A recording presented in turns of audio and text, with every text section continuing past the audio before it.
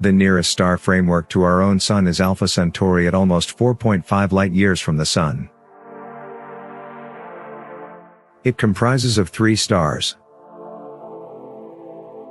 Alpha Centauri and B, who end up shaping a parallel star framework as they circle around one another in a grandiose dance. What's more, Alpha Centauri C, generally alluded to as Proxima Centauri. It is a little and weak red small star. Proxima Centauri is the nearest star in the framework to the Sun at simply 4.24 light-years away. What's more, in August 2016, space experts made a surprising revelation about Proxima Centauri. They found that the star has somewhere around 1 potential Earth-like planet circling it. What we know today as Proxima b. It circles Proxima Centauri in what is known as the tenable zone, a district of room with the separation from the star to the planet considers fluid water to exist on a superficial level. The revelation of Proxima b was a colossal triumph for humankind and could maybe be the objective for our most memorable interstellar excursion as an animal categories. In 2015, NASA's New Skylines rocket finished its close to 5 billion kilometer excursion to Pluto after around 9 years of voyaging. The shuttle moved at a speed of around 84,000 kilometers each hour or around 23 kilometers each second, which is very quick at that speed. The specialty could circle the Earth in just shy of 30 minutes or around 1 clothing cycle later. If we somehow happen to shape a group of space explorers to make the principal excursion to Proxima b and put them on an imitated New Skyline rocket, the team could leave from Earth and arrive at Proxima b in just 54, small black square, 1,000 years. With mankind's present status of innovation, arriving at different stars in an opportune fashion is simply unthinkable. Nonetheless, researchers are dealing with a rocket that can make the excursion to General B in only 20 years. It is known as cutting-edge Starshot. The thought behind cutting-edge Starshot was intensely impacted by a plan proposed by Robert L. Forward. In 1985, the specialty was known as Star Wisp and was conjectured to be a 100 meters wide carbon fiber test that would be controlled by microwave lasers in circle. The passage arc would just have a mass of around 1.8 kilograms. Not substantially more than a 1-liter jug of pop. The microwave lasers would drive the space apparatus up to a speed of around 10% the speed of light or around 30,000 kilometers each second. This is viable yet would in any case assume control north of 40 years to arrive at Proxima b at that point.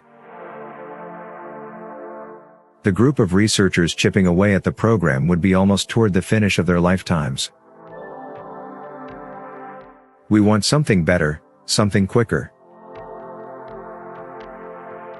This is where advancement Starshot comes in.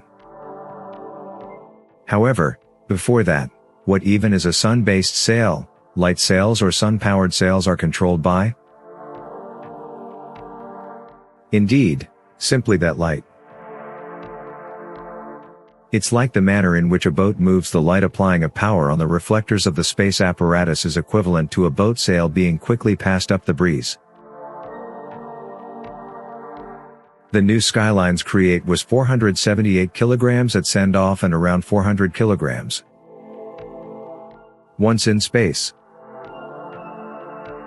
The space apparatus as recently referenced, went at around 84,000 kilometers each hour, which is quick, however obviously is not even close to quickly enough to make interstellar excursions.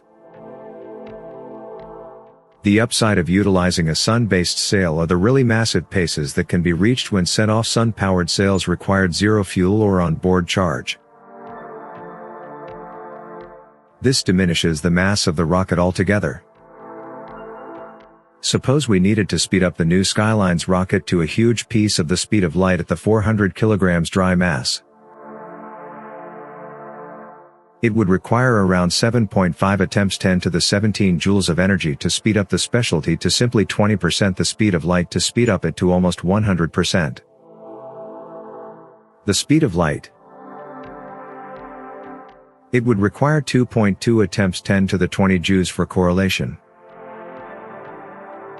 An American family on normal purposes around 39 billion joules of energy each year.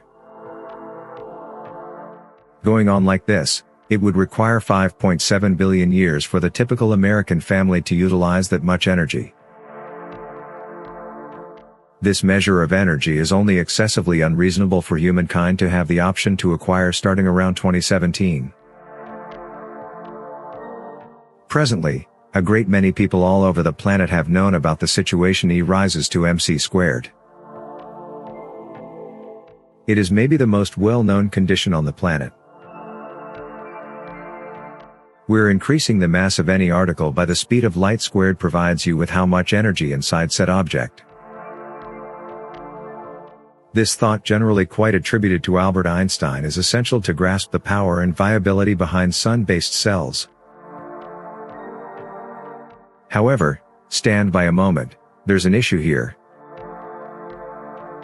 See, light acts both as a molecule and a wave simultaneously, and waves like microwaves. Gamma beams, X-beams, stingrays, torrent waves, you get the thought they have no mass. So if we somehow happen to connect the mass of light, which isn't anything, into the situation E rises to mc squared, we get 0. Which clearly isn't correct. Light has energy. That is on the grounds that the condition E rises to mc squared has somewhat more to it than meets the eye. E approaches mc squared. Just portrays objects with mass that aren't moving, similar as a crate sitting on a table. The full condition is E squared approaches mc squared in addition to pc squared. The new factor P addresses the energy of the particular item being referred to. Yet, this huge condition can a little overwhelm. From the get-go, it's a lot more straightforward to see this as a right triangle with banners pc and mc squared, and a hypotenuse of E utilizing the Pythagorean hypothesis. A squared in addition to b squared rises to c squared. You can reason the equation in that capacity. While working out the energy of the previously mentioned box on a table not moving by any stretch of the imagination. What's more, hence having no energy, P rises to nothing.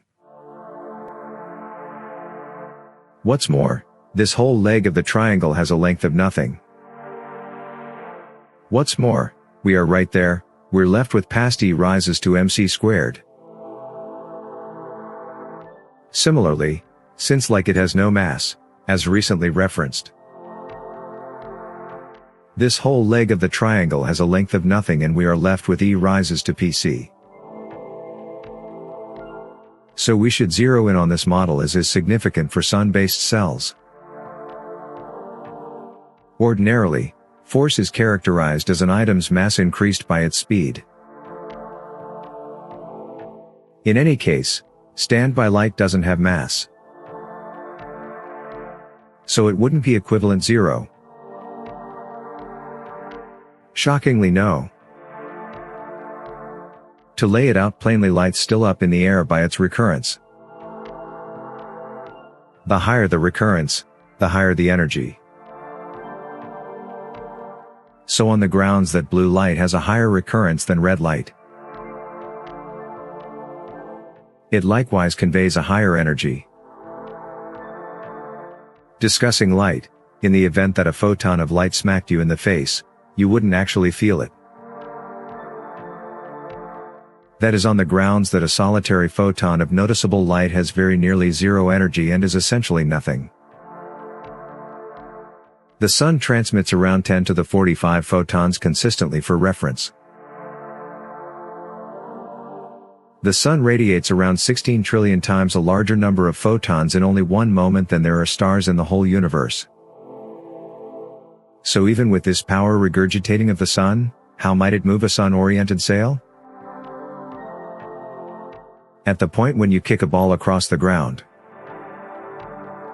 it in the long run moves to a stop because of its grinding scouring across the outer layer of the planet. Be that as it may, in space, there is no grading. So all of the energy that goes into speeding up the sail is rarely lost. What's more, that is the thing about Sun-oriented sails. The speed increase is slow, yet the high rates are crazy this entire time. We've been alluding to low-mass shuttle as those with under 50 kilograms of material or something like that. Yet, Starshot intends to break that with ultra-low-mass nanocreates, tipping the scales at just grams. Its figuring cycles, cameras and specialized gadgets will be all put away inside a little star transport on the Specialty. The sail that will drive the art towards Alpha Centauri will be 4 m in width and level. Several 100 particles thick, utilizing unadulterated daylight will take even a nanocreate like Starshot millennia to connect to Centauri.